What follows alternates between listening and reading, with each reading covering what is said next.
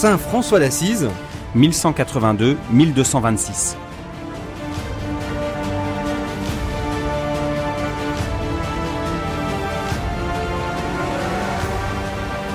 C'était en 1217, du vivant de Saint François, l'ordre franciscain tout juste créé se structure devant l'afflux de nouveaux frères. Les frères, rassemblés en chapitre à la Pentecôte, décident d'aller porter l'évangile au-delà des frontières. Saint François demande au frère Pacifique, poète et l'un de ses plus chers compagnons, de partir pour la France. Frère Pacifique fondera la première implantation franciscaine à Vézelay. En cette année 2017, du 1er mars au 7 octobre, la famille franciscaine, qui rassemble plus de 3000 membres en France, célèbre le jubilé marquant le 8e centenaire de l'arrivée des premiers frères mineurs en France. Les franciscains rendent grâce au Seigneur, car ils sont héritiers des frères et des sœurs qui ont engagé leur vie avec Jésus pauvre et crucifié. Dans ce deuxième épisode de votre émission des Pèlerins de Dieu sur les pas de Saint François d'Assise, découvrons ensemble la création puis le formidable développement de l'ordre franciscain avec le soutien de la papauté qui envoie les frères annoncer l'évangile aux 4 coins du monde. Pèlerins de Dieu sur RCF Nord-de-France.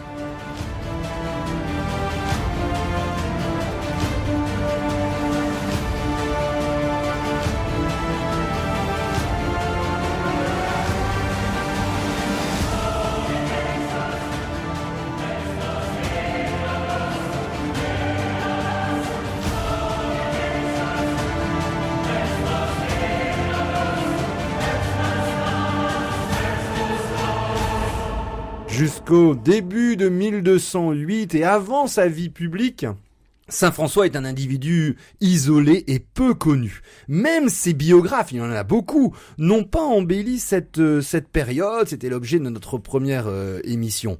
Il ne guérit pas les lépreux, la fameuse rencontre des lépreux, mais c'est lui qui en sort transformé.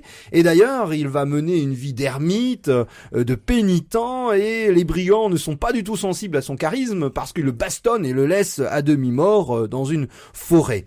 Alors, Thomas de Célano, dans sa première vie en 1228, qui est un de ses grands biographes, il va écrire près de 3 vies sur Saint François, insiste sur la nouveauté radicale du message franciscain, faisant de Saint François une sorte de météorite spirituel, un personnage exceptionnel qui aurait tout inventé et quasiment rien reçu. Or, les travaux des historiens emmenés par la magistrale biographie chez Fayard d'André Vaucher sur Saint François d'Assise, les historiens ont bien repéré que Saint François s'inscrit dans un grand mouvement. Depuis le XIe siècle, s'est fait jour dans la chrétienté occidentale une aspiration générale à une réforme de l'Église. Et la réforme de l'Église, on n'essaye pas d'inventer le futur, mais on regarde les origines. On regarde comment vivait cette communauté chrétienne de Jérusalem, ce chapitre 4 des Actes des Apôtres, où le souffle de l'Esprit Saint étant à son début, il y a encore une grande flamme.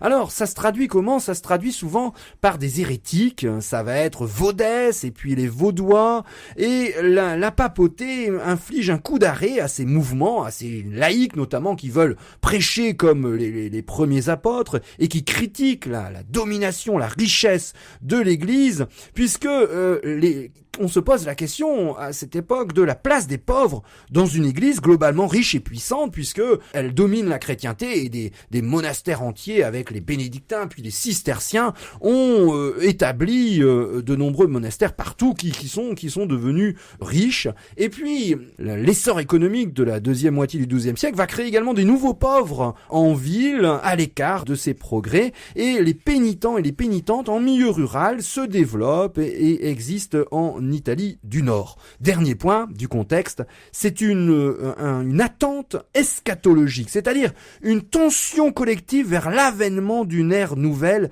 C'est le message évangélique notamment de Saint Jean-Baptiste: faites pénitence, le royaume des cieux s'est approché. Il ne faut pas imaginer que la vie franciscaine s'est mise en place du jour au lendemain avec le baiser aux lépreux. C'est un processus de conversion qui prend du temps et qui se fait par étapes. Et donc François progressivement découvre le sens de ce songe où il voyait le roi des rois. Il découvre progressivement que cette évidence qui aurait dû lui crever les yeux, que c'est le Christ qu'il faut servir si on veut être un bon chevalier. Eh bien, elle prend place dans son cœur petit à petit. Il fait ses expériences de joie profonde au service des lépreux. Donc lépreux qu'il côtoyait certainement, enfin qu'il croisait et qu'il évitait certainement très régulièrement dans sa première vie. Et donc il va petit à petit donc vivre cette vie dont vous venez de parler, donc qui est d'abord une vie de pénitent telle qu'elle existait fréquemment à l'époque. Et dans cette vie, eh bien, il va avoir assez progressivement des compagnons donc qui vont s'adjoindre à lui. Alors il y avait eu un Bombarone de Beveglier qui était le futur frère Élie auprès de François, qui sera quelqu'un d'important dans l'ordre franciscain, qui était un de ses amis de fête et avec qui, eh bien, progressivement, avec une certaine insatisfaction de cette vie de fête sans doute qui montait dans leur cœur, il passait du temps à discuter un peu à l'écart, en évitant sans doute aussi les moqueries des autres sur des sujets plus sérieux.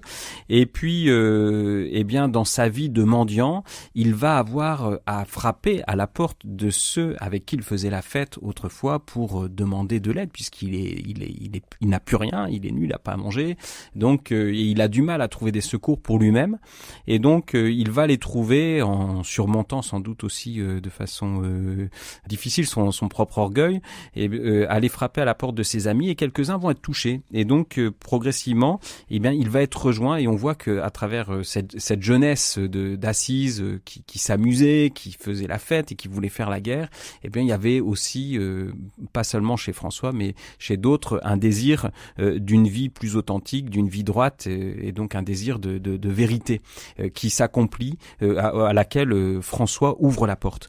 Et donc il va être rejoint par quelques compagnons, et pendant plusieurs années ils vont vivre cette vie, et François donc il avait appris à la maçonnerie, mais dans un contexte particulier où Assise se fortifiait pour faire la guerre. Et donc ça lui a servi, et donc il va entendre cette voix de Jésus: répare mon église qui est en ruine. Et donc il passe du temps dans ces chantiers, et dans ses premières années, il y passe beaucoup de temps, d'abord à San Damiano, et puis ensuite donc dans d'autres églises, avec des compagnons, voilà, plus au départ peu nombreux, qui vont le rejoindre progressivement. Alors le premier, c'est Bernard, seigneur de la famille des Quintaval. Puis le deuxième, c'est Pierre Catani, également un lignage connu d'Assise. Son frère était chevalier, qui va succéder à Saint François, mais quelques mois en mourant tout de suite. Et la prise de conscience de Saint François se fait en deux temps finalement. Une vocation individuelle à la vie évangélique, et puis alors qu'il y a les compagnons qui arrivent, il y a ce magnifique passage où ils sont en train de prier dans les églises, parce qu'il les restaure, mais ils prient beaucoup, dans l'église Saint-Nicolas d'Assise, où après avoir prié, il ouvre à 3 reprises les évangiles, où on explique que voilà, il doit partir évangéliser, vivre pauvrement. Donc c'est la règle du saint évangile. Où il dit vraiment: n'emportez rien sur la route, celui qui veut me suivre doit renoncer à soi-même. Donc une grande pénitence. Donc ils vont prendre ce genre de vie, et les compagnons arrivant et se multipliant, il doit quand même recevoir une approbation de Rome. Il est juste soutenu par l'évêque d'Assise, et donc il va aller à Rome, où c'est la fameuse rencontre avec un grand personnage de l'époque, le pape Innocent III, où on a sur la basilique aujourd'hui d'Assise, on a ce songe, le rêve du pape Innocent III.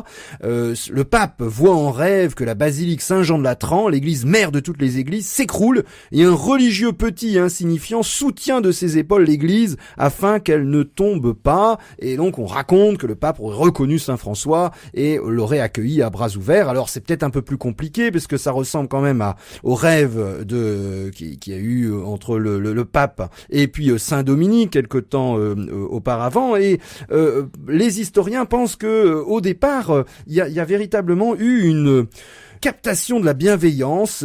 Saint François a réussi à donner une bonne impression à la curie. Il partait de rien avec des handicaps, il était simplement laïque, il connaissait rien à l'évangile, mais il voulait dire à tout le monde de vivre selon l'évangile d'une manière radicale. Et le pape va lui accorder la tonsure, il devient clair, il ne devient pas clair, mais c'est une tonsure de conversion pour entrer dans la vie religieuse. Donc il devient religieux, mais sans avoir une fonction dans l'église. Et puis il obtient une église de rattachement canonique. Le pape leur aurait dit: allez frères, et que le Seigneur soit avec vous, prêchez à tous la pénitence selon que le Seigneur daignera vous l'inspirer.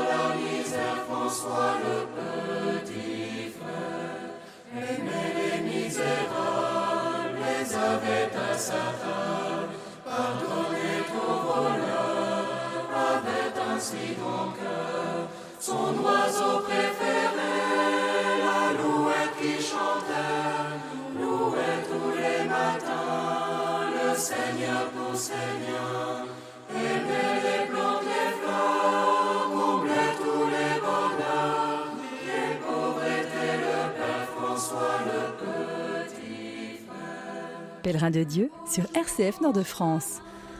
François a fondé sa fraternité de pénitents d'Assise dans le style de ce qui se faisait à l'époque, mais dès le début, il y a un motif qui n'est pas contenu dans les fraternités de pénitents classiques telles qu'elles existaient, c'est le motif de la mission, donc la prédication. Et dès la fondation, encouragé par le pape Innocent III, eh bien les frères vont se mettre à prêcher. Ils adjoignent à leur vie fraternelle, leur vie de pénitence et le service des pauvres, la prédication.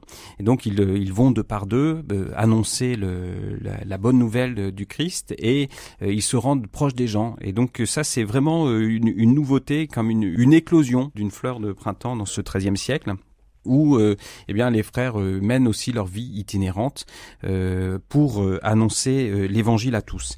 Et donc dans cet apostolat, il y a toujours la base de la vie telle qu'elle s'est dessinée au tout début avec la restauration de l'église San Damiano. François continue et progresse. Donc il va restaurer une nouvelle église Sainte-Marie des Anges à la Portioncule, qui va devenir le QG en fait de cette fraternité de mission, de missionnaires. Donc c'est là qu'on mène la vie fraternelle, et c'est le point de départ des expéditions de prédication dans la région, qui les mène de plus en plus loin. C'est là que la communauté commence à s'organiser et l'ordre franciscain commence à prendre sa physionomie. La petite église existe toujours à l'intérieur de la grande basilique Sainte-Marie des Anges actuelle. Elle est toujours là, complètement englobée dans cette immense basilique. C'est là que l'ordre franciscain est né. Et donc les frères deviennent ces missionnaires qui rencontrent un très bon accueil dans un contexte où l'Église est peu considérée, est en proie à beaucoup de problèmes, et où les mouvements cathares et vaudois ont beaucoup de succès parce qu'ils touchent le cœur des petites gens. Et donc c'est auprès de ces petites gens que les franciscains sont envoyés. Et donc ils vont ramener les cœurs au Christ, et en allant toujours de plus en plus loin. Alors, ce n'est pas encore la naissance de l'ordre franciscain, puisque le pape Innocent III approuve oralement la prédication de la pénitence des frères. Saint François fait profession d'obéissance entre les mains du pape, comme le rituel pour un vassal et son seigneur, créant un lien de soumission et de dépendance. Mais comme le pape est très connu, les gens, les populations, évidemment, accueillent plus favorablement ces nouveaux pénitents qui prêchent, puisque ils sont reconnus par le pape. Mais rien encore d'officiel. Et ils vont prêcher, ils vont faire une reconquête de la ville d'Assise. Il y a un passage tout à fait croustillant où Saint François, après avoir mangé une cuisse de poulet, parce qu'il avait, il avait une constitution très fragile, il tombait malade régulièrement à cause d'une année au cachot, alors qu'il avait voulu faire la guerre contre Pérouse. Et donc pour se retaper un petit peu, il avait mangé une cuisse de poulet et il était rentré dans la ville d'Assise avec en actant un rituel d'humiliation avec une corde autour du cou et en expliquant à tout le monde qu'il avait mangé une cuisse de poulet alors qu'il y avait la bourgeoisie urbaine qui passait son temps à faire que des banquets. Et on a un exemple de cette prédication, c'est la rencontre avec la future Sainte Claire. Claire, qui est la fille d'un grand noble, et le 28 mars 1212, dans la nuit du dimanche des Rameaux, la jeune patricienne s'enfuit de la demeure familiale avec une compagne pour rejoindre Saint François à la Portioncule. Alors il y a tous les rebondissements et finalement elle y reste et elle va prendre la tête d'une communauté féminine à Saint-Damien. Il parlait aux poissons, leur chantait des chansons, il comptait aux oiseaux les bienfaits du Très-Haut, il louait le soleil et toutes ses merveilles, il n'avait pour habit qu'un affreux tissu gris, il voyageait souvent sans argent, vivait dans la misère, François le petit frère, aimait les misérables, les avait à sa table, pardonnait aux voleurs, avait ainsi dans cœur son oiseau préféré, la louette qui chantait, louait tous les matins, le Seigneur pour Seigneur. Aimait les plantes, les fleurs, comblait tous les bonheurs, les pauvres étaient le Père François le petit frère. Un beau jour en chemin. Pèlerin de Dieu sur RCF Nord-de-France. François, avec ses compagnons, commence à parcourir les monts et vaux pour porter l'évangile, toucher les cœurs, et notamment toucher les cœurs pas simplement par la parole, mais par l'exemple d'une vie véritablement évangélique. C'est ça la force de la prédication donc franciscaine auprès du peuple, c'est de conformer sa vie au message de l'évangile. Et François a toujours voulu la simplicité évangélique et porter cette vie, ce témoignage de l'évangile dans en l'illustrant très concrètement. Et donc c'est un succès absolument fulgurant, donc très étonnant. À la Portioncule, alors qu'il n'y a pratiquement aucune installation, les frères affluent. Ils sont, donc tout ça a commencé autour des années 1210. En 1215, ils sont 300. En 1218, ils sont 1 millier. En 1222, ils sont autour de 3000 frères qui ont rejoint cette communauté. Donc bien sûr, la Portioncule, tout le monde ne vit pas là, mais c'est le centre où on peut affluer régulièrement. Alors c'est de là que François organise la prière, la célébration de l'Eucharistie dans son charisme qui est pas tout à fait un charisme d'organisateur. Donc François est surtout un prophète dans sa manière de vivre et il demande la radicalité. Et donc il entraîne les frères dans une vie, un amour sans mesure à la suite du Christ qui de petit ruisseau devient torrent et fleuve qui commence à tout emporter sur son passage. Alors ce qui semble avoir le plus surpris les contemporains dans le message de Saint François est son engagement passionné en faveur de la paix. Alors il faut comprendre que on prend la machine à remonter le temps et on se déplace au Moyen-Âge. On vit quand même au Moyen-Âge dans un climat, et notamment en Italie avec dans cette première moitié du XIIIe siècle, dans un climat de guerre civile quasi permanente et généralisée, où les populations aspirent à la paix. Et Saint François va non seulement leur dire en qu'il apporte la paix, mais il va régler les problèmes concrets. On a de nombreux exemples où il intervient entre les évêques, entre la commune, et pour régler les problèmes concrets à Assise. On a également une autre mention d'une intervention efficace de Saint François à Bologne en 1222, et également dans la cité d'Arezzo. Et Saint François utilise la douceur, l'humilité, mais aussi les menaces. Comme les prophètes bibliques, pour les habitants de Pérouse, il leur dit: vous pillez vos voisins et vous tuez beaucoup d'entre eux. La discorde et la guerre civile éclateront et vous causeront des calamités pires que celles qui pourraient vous venir de vos voisins. Alors, cette prédication de la paix de Saint François d'Assise se déploie à un triple niveau. C'est d'abord une paix intérieure pour lutter contre les pulsions mauvaises à l'intérieur de chaque être humain, dans le cœur de chaque personne, à l'esprit, et combattre ces pulsions mauvaises par la pénitence. Le deuxième niveau, c'est la paix de ce monde qui dépend de la bonne volonté des hommes et régler les problèmes entre les institutions aussi. Et enfin, cette paix de ce monde est le reflet de la paix éternelle, messianique, celle que le Christ a promis aux hommes. Cet ordre franciscain, à partir de 1217, Saint François a 35 ans, envoyé hors d'Italie, c'est le chapitre général à la portioncule pour la Pentecôte de mai 1217, envoyé des frères vers la Terre Sainte, vers l'Angleterre, vers l'Allemagne et la Hongrie, avec l'appui notamment du cardinal évêque d'Ostie Hugolin, qui va jouer un grand rôle pour la diffusion de cet ordre. Et Saint François va réaliser un rêve, c'est de rencontrer l'islam, ou plutôt les musulmans, et surtout partir pour la Terre Sainte. Alors ces missions qui s'organisent un peu partout, elles sont à la fois vécues dans un immense enthousiasme et dans l'impréparation la plus complète. Donc pour la plupart d'entre elles, sauf en Angleterre, c'est un échec. Et donc il faut former, il faut se préparer à la mission. Alors François va y prendre part et il va se retrouver en 1218 dans la croisade à Damiette, et il va réaliser ce rêve. Alors à ce moment-là, des frères sont partis au Maroc, et au Maroc ils ont été plusieurs d'entre eux ont été martyrisés. Alors on a des textes de Sainte Claire qui regrette qui regrette de pas pouvoir partir elle aussi pour vivre ce martyre. Alors dans quelle mesure François partait dans l'idée du martyr, on ne sait pas exactement, mais il parvient au cours de ce voyage à rencontrer le sultan, et là il va faire une expérience un peu étonnante où il ne rencontre pas exactement l'opposition, le fanatisme et l'intolérance qu'il s'imaginait de la part du sultan. Et donc ça va être une rencontre qui va pas convertir le sultan, mais qui va être une rencontre amicale, où ils vont sortir en bons termes, et donc loin de vivre le martyr, en fait il rencontre cet être humain, le sultan, dont il retire une certaine estime.